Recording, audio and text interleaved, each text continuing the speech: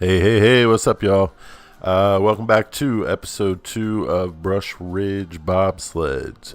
If you watched the first episode, you'll recall that I started this project once the vintage pack came out because I wanted to use some of the elements in that pack, but do it in a different way than everyone else was doing it.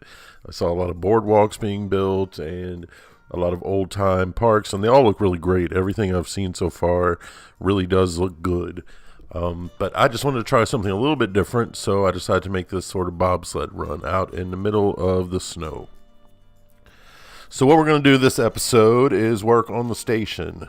Now, historically, buildings have not been really one of my strong suits. I tend to work really hard on them and try to make them look fantastic, but unfortunately what I usually end up with is a box or some variation of a box. But I have been participating in a group project on the Bro Nation Discord channel, and I've really been pushing myself to try to get better with buildings. So this is another move in that area to try to do something a little bit better. So the first thing I did, and I think the first thing anyone should do when they are making a building or anything like this, is just decide what sort of feel you want the building itself to be. And in this case, I wanted something that was a ski lodge or something like a lodge that you would find in a ski resort or somewhere where there would be winter sports like this. So I wanted to go with something that was wood and stone, had a sort of American ski resort feel to it. I did quite a bit of research looking at pictures and so forth. I saw some really nice buildings on Google from Europe, France in particular, and I thought about sort of emulating their style, but at the same time I decided to keep it just a little bit simple. Ultimately, I decided to keep it a little bit simple and just go for this sort of more just plain wood and stone facade all over the entire building. So overall, I haven't 100% finished it. I did most of the exterior work. I think I'll probably add a little bit more detailing here and there, and there's a few things I need to clean up, but you'll see by the end of this episode that it comes out looking pretty decent. The first thing I did was block the building in. That's a technique I learned long ago when I first started watching videos for Planet Coaster. I think Uthras was the person I first saw do a video of that, and that's really handy actually.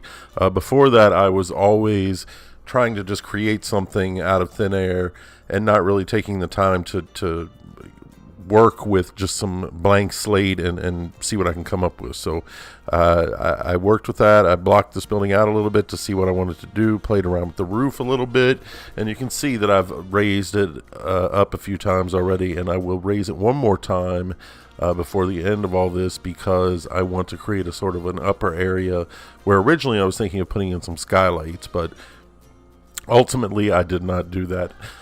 Instead, I wanted to create a very sort of warm and cozy feel. There's a fireplace we're going to add in here just to give it that feeling of once you go on this ride through the snow and you're out just sort of winding down the mountain, you come back to this nice cozy lodge. One thing I also like to think about when I'm building, which was problematic actually in this build, was sightlines. That's something that you really do need to think about, especially in Planet Coaster, and parks think about that kind of thing too all the time. Unfortunately, there were two problems with that. The first being that I didn't want to create a really small station. I wanted it to be kind of grand in scale, just to give you that cozy feeling, or that you're coming back to something. You're not really just coming back to a small little station, but I wanted something grand in scale. And from another problem was that from the actual path leading up to the entrance of the ride, you can somewhat see what's going on the mountain, but it's not a great view. So this building actually sort of blocks the sight line to the ride itself. So that can be a problem in general, but I think in this build, it works out because the building itself becomes a sightline. You're walking towards that as you come down this path. You see this building. It's sort of grandiose in its way, and it leads you to it. It draws you in. And one thing I did to rectify the fact that it kind of blocks the view of the ride itself is I added a viewing area on the back of the building. So it's accessible either from when you get off the ride, or other people can walk around via the exit and go back there. I put a little entertainer back there. I put some so those little posts they added where you can create a viewing spot. So it gives the people who want to just come and look at the ride, they can go back there and take a look at it. You can't see it right now, but you'll see it. You saw me build it just a few minutes ago, and you'll see it elsewhere in the video. So for right now, what I'm doing is just fooling around with the windows, seeing what kind of windows I wanted to use on this. And again, I wanted to go for something fairly plain and simple. I wasn't going for anything really grand. I did fool around a little bit with the idea of creating an overhang right here on where the steps leading up to the entrance. Ultimately, I abandoned that, though. I just decided to keep that uncovered. There were some other details. I do have to do some more detailing on the station.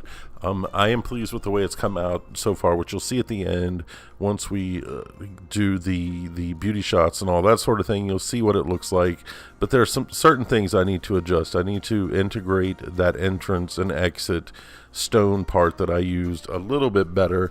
It looks okay. I like the way it interacts, and it sort of gives a presence to the entrance and exit of the station, but I think it could be integrated into the building as a whole a little bit better. I need to work on that. I need to add some details around these windows somehow.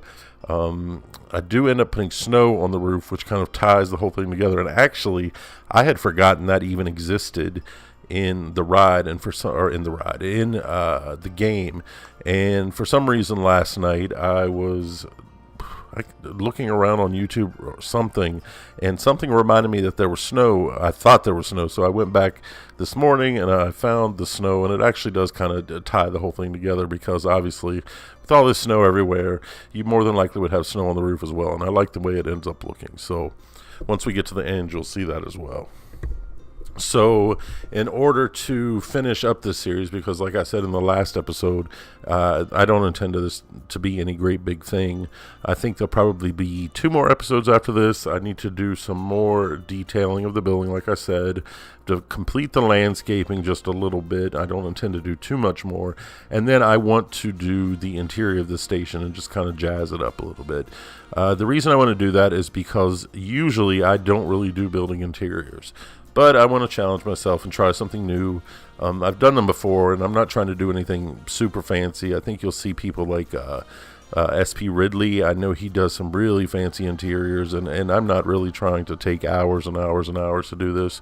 Ultimately, I had the idea of doing a bobsled ride in the snow with this sort of lodge station. I intend to accomplish that fairly quickly, make it simple, and so long as the overall feeling's there, I'm going to be happy with this build and ready to move on to something else.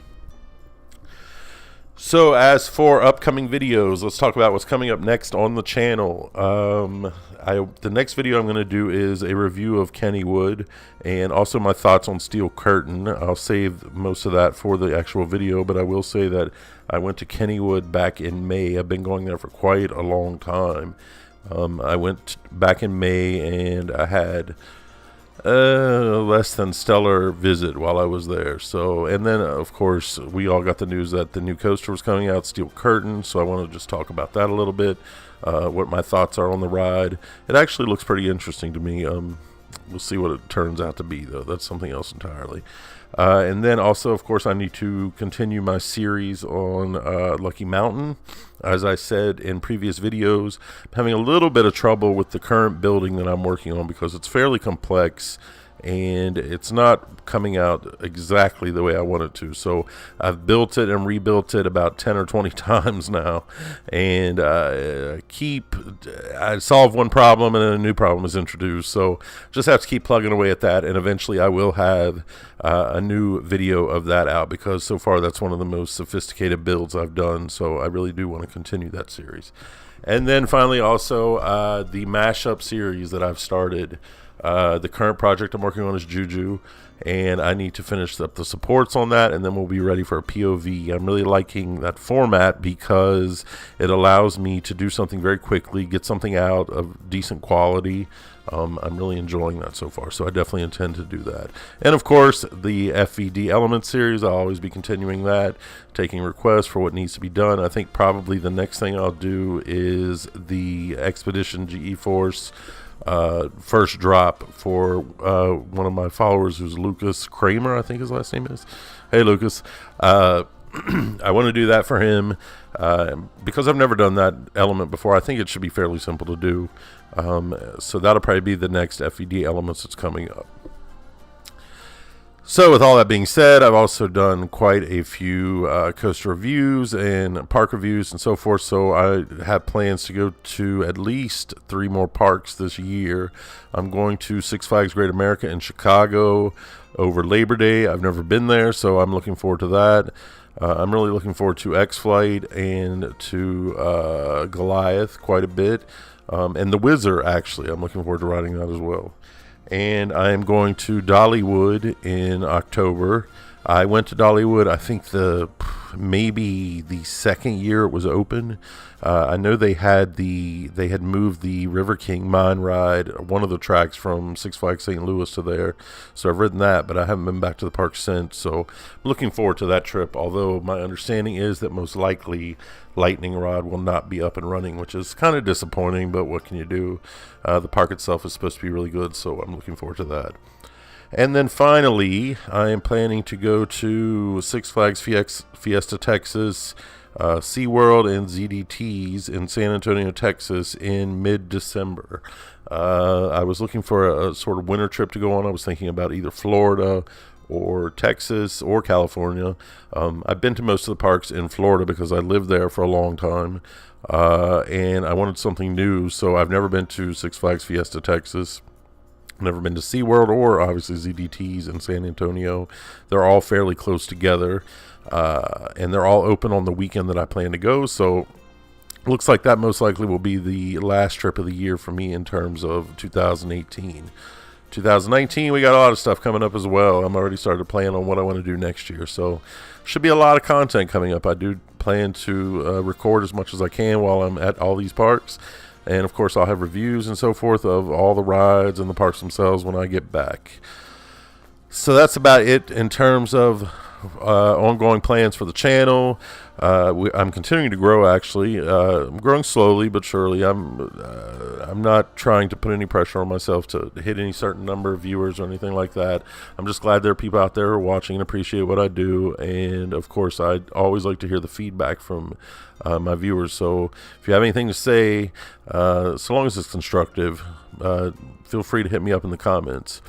So that's going to do it just about for this episode. I'm going to continue to put the snow on the roof, and then I think I'll just I do a little bit of tidying up here and there, and that's going to be the end of this video. I'll continue with some glamour shots, and then that'll be it. So I will talk to you next time. Take care and enjoy the ride.